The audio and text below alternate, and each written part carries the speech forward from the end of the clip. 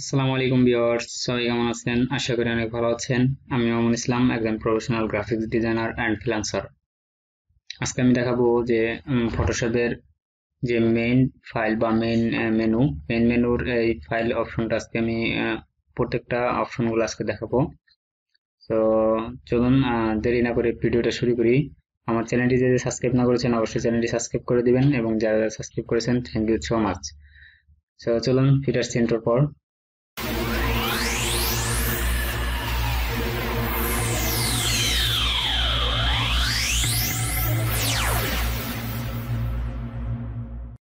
তো চলে আসলাম ইন্ট্রোর পর। আমার ভিডিওটি ভালো লাগলে অবশ্যই একটি লাইক করে দিবেন এবং আপনার মতামতটি কমেন্ট বক্সে জানাবেন। চলুন আমি দেখি আজকে ফাইলে কি কি আছে। নিউ দিয়ে কি করা হয় আমরা অবশ্যই জানি। নিউ হলো একটা নতুন একটা পেজ ক্রিয়েট করা হবে বা একটা আর্টবোর্ড আনা হবে, যে আর্টবোর্ডের মাধ্যমে আমরা কাজ করতে পারবো।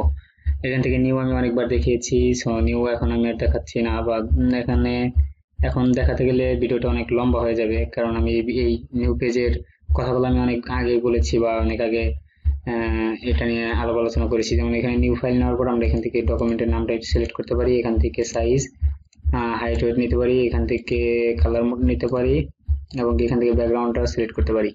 যেমন আমরা এখান থেকে ক্রিয়েট দিলে আমরা এখানে নতুন একটা পেজ ক্রিয়েট করে ফেললাম। এখন আমরা এখান থেকে দেখব ওপেনে কি কি করা যায়। যেমন আমরা এখান থেকে ওপেন করব। ওপেন করার জন্য আমরা এখান থেকে কন্ট্রোল ও ক্লিক করতে পারি। ক্লিক করার পর আমরা এখান থেকে যে কোনো জিনিস ওপেন করতে পারি। যেমন আমি কি ওপেন করতে পারি, যেমন আমি এই পিকচারটা ওপেন করলাম। ওপেন করার পর আমি এখান থেকে এখন এটাকে কাজ করতে পারবো। এখান থেকে লকটা সারিয়ে এখান থেকে আমি যে কোনো ব্রাশ ইউজ করতে পারবো, যে কোনো কাজ আমি এখান থেকে করতে পারবো। এটার দ্বারা আমি যে কোনো কাজ করতে পারবো।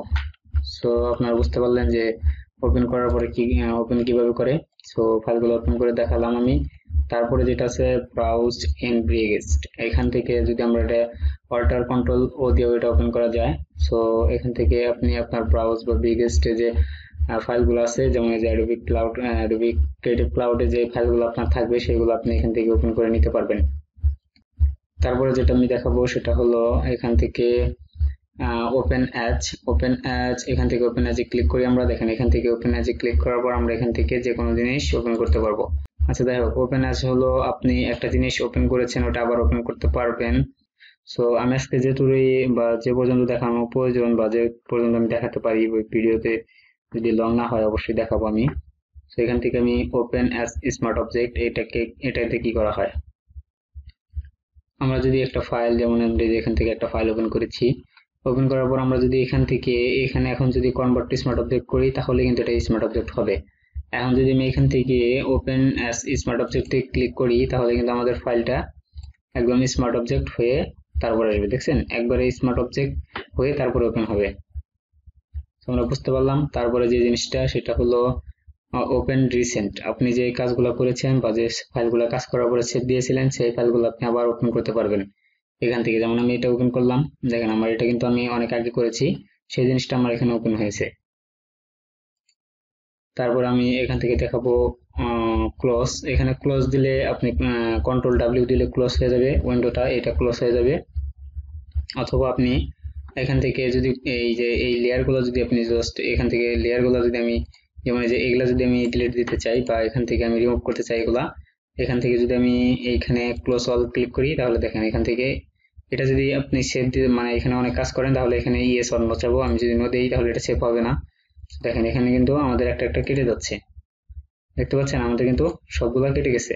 সো আমরা এখান থেকে বুঝলাম ক্লোজ অলের এইটা বুঝলাম। আমরা এখান থেকে আবার ওপেন করি বা নিউ একটা ফাইল নেই। যেমন আমি এখান থেকে নিউ একটা ফাইল নিলাম। এখন দেখেন আমাদের এখানে যে জিনিসটা এখানে দেখেন close and go to biggest, এখান থেকে আমরা যদি ক্লোজ করি তাহলে আমাদের এই যে যে এই ফাইলটা বা আমরা যে বিগেস্টে যে এইগুলা ওপেন করেছিলাম সেগুলো আবার ক্লোজ হয়ে যাবে। সো আমরা এখান থেকে নতুন একটা ফাইল নিয়ে নেই। ফাইল নিয়ে নেওয়ার পর আমরা এখান থেকে এখন যে জিনিসটা দেখবো সেটা হলো আমরা এখান থেকে সেভ অ্যান্ড সেভ অ্যাজ এর কাজ দেখবো। এখান থেকে আমরা একবার এই ফাইলটা সেভ দিয়েছি, এই কারণে এখন আর এইটা সেভ হবে না। সো আমরা সেভ অ্যান্ড সেভ অ্যাজ এর মধ্যে পার্থক্য একটা জিনিসই যে আপনি যদি এখান থেকে, যেমন আমি এখান থেকে নিয়ে দেখাই, যেমন আমি এখান থেকে যদি দুইটা ফাইল নেই, যেমন দুই কালারের ইউজ করবো আমরা, দুই কালার ইউজ করার পর যেমন আমি এটা অন্য কালার নেই, যেমন আমি এটা কাজ করার পর আমি এটাকে কন্ট্রোল এস দিয়ে সেভ দিলাম। সেভ দেওয়ার পর আমি এখান থেকে, যেমন আমি এখানে ডেস্কটপে সেভ করি জাস্ট বোঝানোর জন্য। এখান থেকে আমি ফাইল 1 তে ক্রিয়েট করলাম। ওকে, দেন আমার এটা কিন্তু সেভ হয়ে গেল। দেখেন আমার এখানে কিন্তু সেভ হয়ে গেছে। তো সেভ হয়ে যাওয়ার পর আমি এখান থেকে যদি আমি আবার এখান থেকে আরেকটা নেই, দেখেন আমার এখানে কিন্তু এখন দেখাচ্ছে না যে সেভ হবে। এখন কিন্তু আর সেভ হবে না। যদি আমরা এখান থেকে একটা ফাইল ক্রিয়েট করি, যেমন আমরা এখান থেকে আরেকটা ফাইল যদি নেই, এখান থেকে কালারটা চেঞ্জ করি, দেখেন আমরা কিন্তু এখন এখান থেকে সেভ অপশন আসতেছে। সো আমরা যদি এটাকে সেভ দিই, তাহলে যে আমরা আগে আরেকটা সেভ দিয়েছি সেই ফাইলের মধ্যে আমাদের এই ফাইলটা সেভ হয়ে যাবে। যদি আমি সেভ অ্যাজ দিই, তাহলে এটা আবার নতুন একটা ফাইল ক্রিয়েট হবে বা নতুন একটা পিএইচডি ডকুমেন্ট ক্রিয়েট হবে। এই কারণে সেভ অ্যান্ড সেভ এজ এর মধ্যে পার্থক্য। আপনি যদি সেভ দেন, তাহলে এই জিনিসটাই আপনি আগের যে ফাইলটা সেভ দিয়েছেন সেই ফাইলের মধ্যে সেভ হবে। আবার যদি সেভ অ্যাজ দেন, তাহলে এটা নতুন একটা ফাইল ক্রিয়েট হবে। এখান থেকে এলো রিভার্স, যেমন আমরা যদি এখান থেকে, যেমন আমরা অনেক কাজ করেছি, এখানে ফাইলটা নিয়েছি, সো এগুলো যদি এই রিভার্টে ক্লিক করলে আমরা দেখেন এগুলো ফাইল চলে যাবে। আমরা এই কাজটা দিয়ে ভালো করে বুঝতে পারবো না অবশ্যই। এখান থেকে যদি আমি একটা ফাইল ওপেন করি,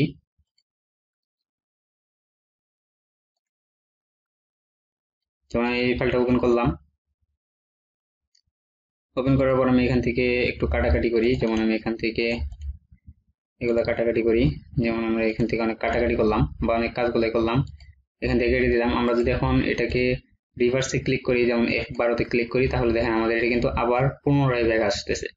এটাকে আমাদের কিছুই করতেছে না। আমরা যত কাজই করি, এটা যত ডিলিট মিলিট করি, তাহলে আমরা যদি এখান থেকে রিভার্সে ক্লিক করি, তাহলে কিন্তু আমাদের এটা পুনরায় আবার ব্যাক আসতেছে। সো এটা আমাদের অনেক গুরুত্বপূর্ণ একটা জিনিস। তারপরে যেটা এক্সপোর্ট, এক্সপোর্ট জিনিসটা হলো আমরা এখান থেকে এক্সপোর্টে একটা জিনিসের প্রয়োজন হয়, সেটা হলো সেভ ফর ওয়েব। এখান থেকে কন্ট্রোল শিফট অল্টার দিয়েও আপনি এখান থেকে অল্টার এস দিয়েও সেভ ফর ওয়েব করতে পারবেন। আমরা যদি এটা সেভ ফর ওয়েব করি, এখান থেকে দেখেন অনেক কাজগুলো আসতেছে। এখান থেকে জেপিজি, PNG 24, PNG 8, তারপরে WBMP, জিপ ফাইল। সো অনেকগুলাই হবে। আমরা এখান থেকে জাস্ট জেপিজি এবং কি PNG 24 এই দুইটা অপশনে আমাদের প্রয়োজন হয়। তো আমরা জেপিজি ক্লিক করতেছি, বা এখান থেকে যদি আমি পিএনজি নেই, তাহলে এখান থেকে আমাদের একটা অপশন করতে হবে, যেটা হলো আমাদের যে ব্যাকগ্রাউন্ডের যে ইটা আছে সেটাকে রিমুভ করে দিতে হবে। তারপরে আমরা দেন এটাকে যদি সেভ, এখান থেকে আমরা যদি সেভ ফর ওয়েব করি, এক্সপোর্টে গিয়ে সেভ ফর ওয়েব করি, তাহলে কিন্তু এটাকে আমরা, দেখেন এটা কিন্তু এখন এই যে এখানে সাদা দেখাচ্ছে, কারণ এখানে জেপিজি আছে। এখান থেকে যদি আমি 24 করে দিই, তাহলে দেখেন এখান থেকে কিন্তু আমাদের ট্রান্সফার, আমরা এটার ব্যাকগ্রাউন্ডের পরে আবার যে কোনো কিছু নিতে পারবো, এটা পিএনজি হিসেবে সেভ হয়ে যাবে। সো এগুলো আস্তে আস্তে বোঝাবো আমি, যে ফাইলগুলো যদি আমরা যখন কাজ করব, মেন কাজগুলো করব। আমার প্রিভিয়াস ভিডিওগুলো যদি মিস করে থাকেন, অবশ্যই প্রিভিয়াস ভিডিওগুলো দেখে আসবেন, তাহলে টুলসের অনেক হেল্প হবে আপনার। এই টুলসগুলো আমি সম্পূর্ণ দেখিয়েছি, সো অবশ্যই আমার প্রিভিয়াস ভিডিওগুলো দেখে আসবেন। তারপরে যেটা, এটা হলো জেনারেটে, এটা এখন এখানে কাজ নাই। তারপর শেয়ার অন বিহান্স, এটা দরকার নাই। শেয়ার অন বিহান্স মানে আপনার যে বিহান্স অ্যাকাউন্ট আছে, বা বিহান্স অ্যাকাউন্ট একটা পোর্টফোলিও থাকবে, সেখানে এখানে লিঙ্ক করা থাকবে, বা এখান থেকে ক্লিক করলে আপনি আপনার বিহান্সে নিয়ে যাবে। তারপরে এটা হলো সার্চ অ্যাডোবি স্টকে যদি আপনার কোনো ফাইল আপ করা থাকে, সেখান থেকে আপনি সার্চ করে এখান থেকে নিয়ে আসতে পারবেন। যেমন আমি এখান থেকে সার্চ অ্যাডোবি অপশনে গেলাম, দেখেন আমি এখান থেকে যে কোনো ফাইল সার্চ আনতে পারবো। যেমন আমি এখান থেকে একটা ইমেজ আনতে পারবো, দেখেন আমি এখানে ফ্রি ইমেজে ক্লিক করলাম। আমরা এখান থেকে যেমন এই ইমেজটা নিব, এটা নিয়ে নিব। এখান থেকে এটা নেওয়া যাবে না অবশ্যই, এটা কিনতে হবে, এই কারণে এটা নেওয়া যাবে না। এগুলো সব কিনতে হবে, এগুলা নেওয়া যাবে না। যেমন আমরা এখান থেকে ডাউনলোড হয়ে গেল, আমরা এখান থেকে এখন এখান থেকে আমরা ফ্রিতে নিতে পারি অনেকগুলো পিকচারই। সো নিয়ে আমরা এখান থেকে কাজ করতে পারবো।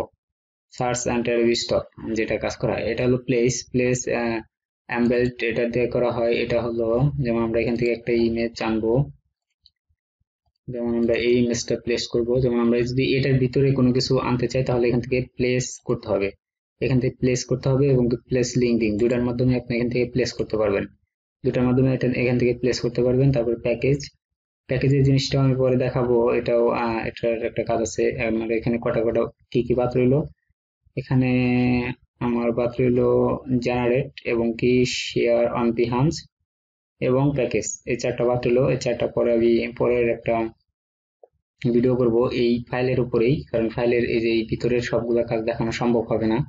এই কারণে আমি ফাইলের আবার আরেকটা ভিডিও নিয়ে আসব, সেই ভিডিওতে থাকবো ফাইলের সম্পূর্ণ, যেমন আমি এখন যে কটা দেখালাম সেই কটা থাকবে না, যে কটা দেখাইনি সেই কটাই আবার আমি নিয়ে আসবো ভিডিওতে।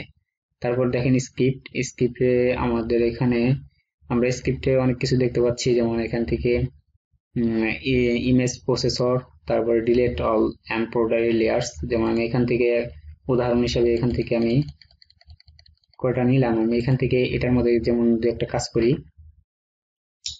যেমন আমি এটার মধ্যে দুই তিনটা দাগ দিলাম, আমি এটার মধ্যে দুই তিনটা দাগ দিই।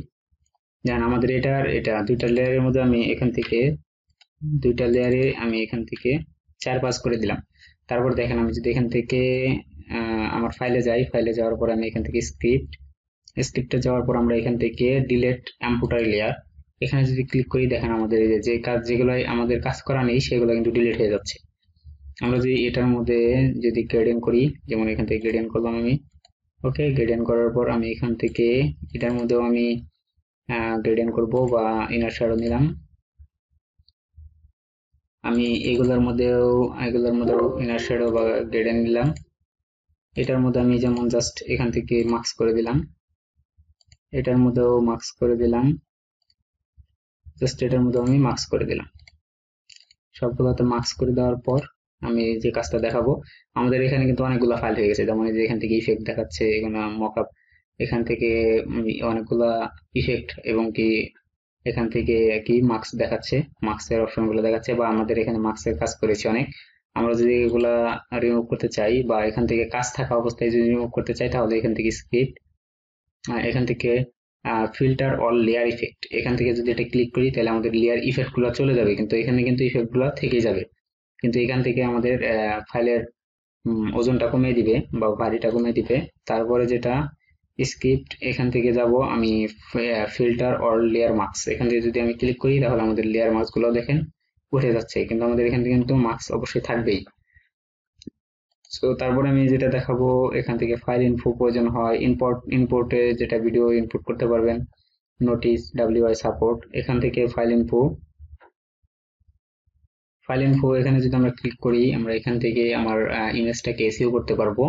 যেমন আমি এখান থেকে বেসিক, এখান থেকে যদি আমি টাইটেল দিয়ে দিই, এখানে author name, author title, description, rating, এখানে হলো আপনার ডিসক্রিপশন রাইটার, এখানে কিওয়ার্ড, এখানে কপিরাইট নোটিশ দিতে পারেন, এবং কি আপনার যে এই ইমেজটা যে ওয়েবসাইটে ছাড়বেন বা যে এখানে ছাড়বেন সেইখানকার লিঙ্ক, সেখানকার প্রোফাইলের লিঙ্কটা এখানে দিয়ে দিতে পারেন, দেন ওকে করে দিবেন। দেওয়ার পরে আপনার ইমেজটা এসিও হয়ে যাবে। তারপরে এখানে প্রিন্ট আছে, প্রিন্ট অন কপি, এখান থেকে এক্সট আছে, এক্সট যদি ক্লিক করেন তাহলে আপনি এখান থেকে ফটোশপ থেকে বের হয়ে যাবেন। সো আজকের ভিডিওটি এই পর্যন্তই ছিল। আমার পরবর্তী ভিডিও থাকবে যে কিভাবে আপনি এখান থেকে এই পুরো ফাইল বা এখান থেকে, আমার এখানে আপাতত কোনো কাজ নেই, যেই কাজগুলো আমি দেখাবো সেগুলো এখান থেকে আর কোনো প্রয়োজন মনে করি না আমি আছে। সো তারপরে দেখাবো এডিটের সবগুলা ফাইল, সবগুলা কাজ। এডিটের সবগুলা একবারে করা সম্ভব হবে না, সো আমি এখান থেকে হয়তো 2টা পার্ট করব এই এডিটের, তারপরে করবো ইমেজ, এখান থেকে আস্তে আস্তে চলবো এইভাবে। সবাই ভালো থাকবেন। আমার ভিডিওটি পুরো দেখার জন্য ধন্যবাদ। Thank you so much.